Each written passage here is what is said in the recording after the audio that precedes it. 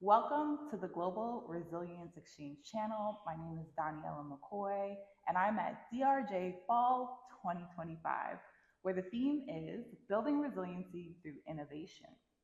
And I have the pleasure of sitting here with Donna. Thank you for joining me, Donna. Thank you for having me. Such a pleasure. So I have a few questions for Donna, and since we're in the middle of the conference, I'm going to get right into it so she can go back and enjoy herself. So first things first, when you think about resilience in your industry, how do you see innovation playing a role in strengthening it? So let us know what your industry is and how you see innovation playing a role. Sure. I'm in the financial industry. I think innovation is extremely important in terms of where we're going as a company, but also as an industry. I think there's a large focus on technology right now, rightfully so. For sure. It's a theme throughout DRJ Fall, actually, and probably this past spring as well. But I would say artificial intelligence, I think, is the buzzword on everyone's, mind. And again, it's not without merit for sure. I think in the financial industry, it's especially important because in order to stay competitive, we have to jump on the AI bandwagon. I think sitting from the sidelines is no longer an option. And I know, we come from a very risk-averse industry in the financial services space, but we have to embrace AI and understand what those risks are.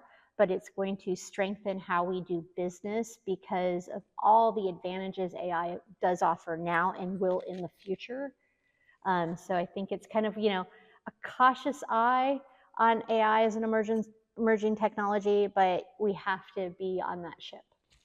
I totally agree. And financial services is tough, right? Yep. Highly regulated, highly established as well. So you do get a lot of, we've done it this way for a long time. Yes. But like you said, there's really not much opportunity to sit on the sidelines at this point. That's correct. What challenges do you see organizations facing in adopting innovative solutions?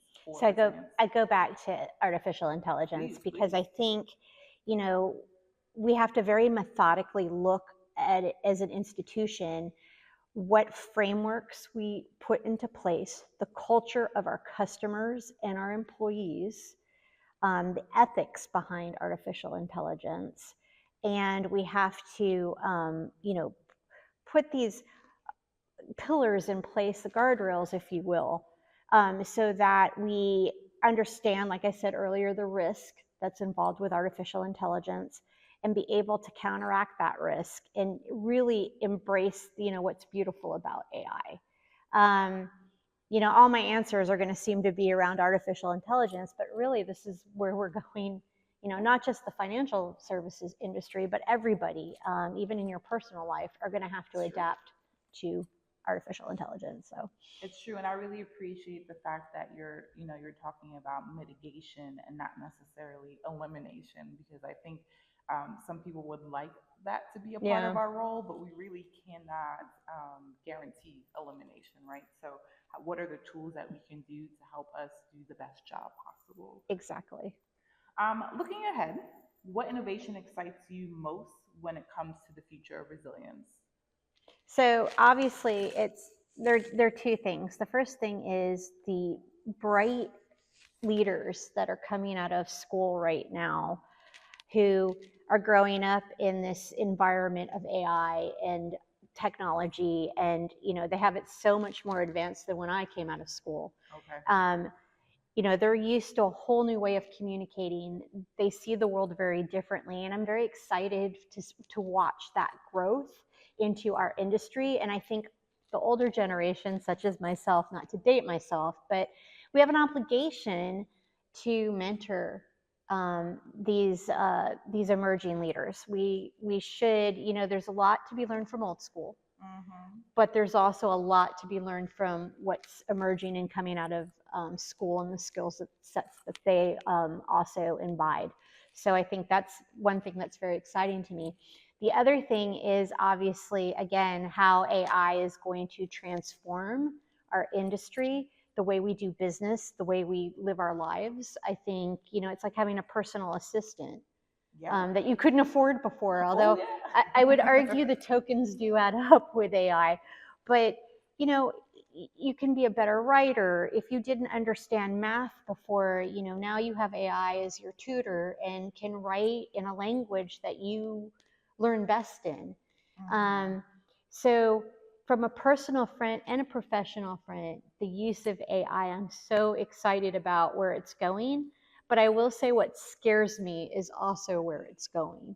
So I don't think we're at a point yet where we've seen a really massive AI failure. And when that happens, I'm worried about that. I agree. I agree. And we definitely have to keep an eye out. But I love what you're talking about, you know, with the future leaders and what could come, right? And Yeah. fostering that. And I think at the Global Resilience Exchange, at the Continuity Coffee and Chat, one of the things that I try to do is say that whether you have 10 years or 1 year, you still have some value to add. And it's a nice space where people can share that, right? Yeah. We have Gen Z to boomers that attend, right? And so it's a sharing of all of that information and talent and gifts. And it's really important to really foster Yeah. that type of relationship. Excellent.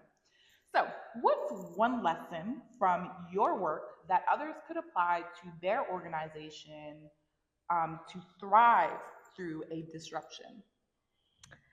I would have to say you kind of have to balance leadership and coming out, you know, being a strong leader and communicating with calm.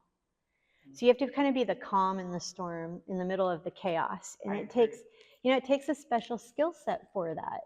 At home, in my personal life, I am extremely high maintenance. I am, you know, I fly off the handle. My daughter will tell you she's always hesitant to tell me bad news because my reaction is blah. And then, you know, then it's like I have to take a step back and then I can do the calm.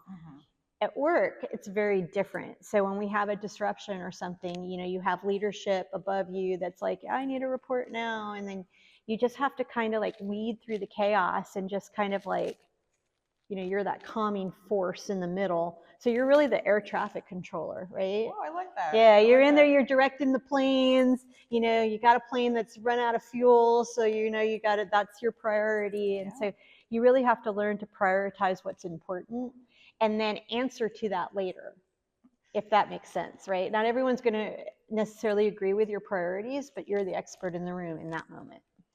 Yeah, we often, I think, need to pat ourselves on the back and remember that we are in this position for a reason. Yes. But I absolutely agree, being that calm during the storm can really change even the attitude and how things happen. And it's not easy. Nope. It's not. Sometimes we're going to have to take a walk or two. But yeah, it's something that they're relying on us for, right? So. Exactly. That's awesome. Donna, thank you so much. Before we wrap up, I want to ask you, since we're at DRJ Fall 2025, what's 1 to 3 words that you would describe this conference as? I would say always be selling. So I mean that in a really positive way. You know, it's my Glenn Ross moment. You know, that's where that quote comes from. But it's branding. So as resilience professionals, we should always be selling ourselves. That's how we make connections. That's how we network. And I think probably the biggest strength and skill set a resiliency professional needs to have in their pocket is networking. So I find DRJ is a fantastic place for that. Not only do you get to hear great speakers, but you get to talk to people in different industries with a similar problem. So they view it a little bit differently than you do. So I think it's good insight.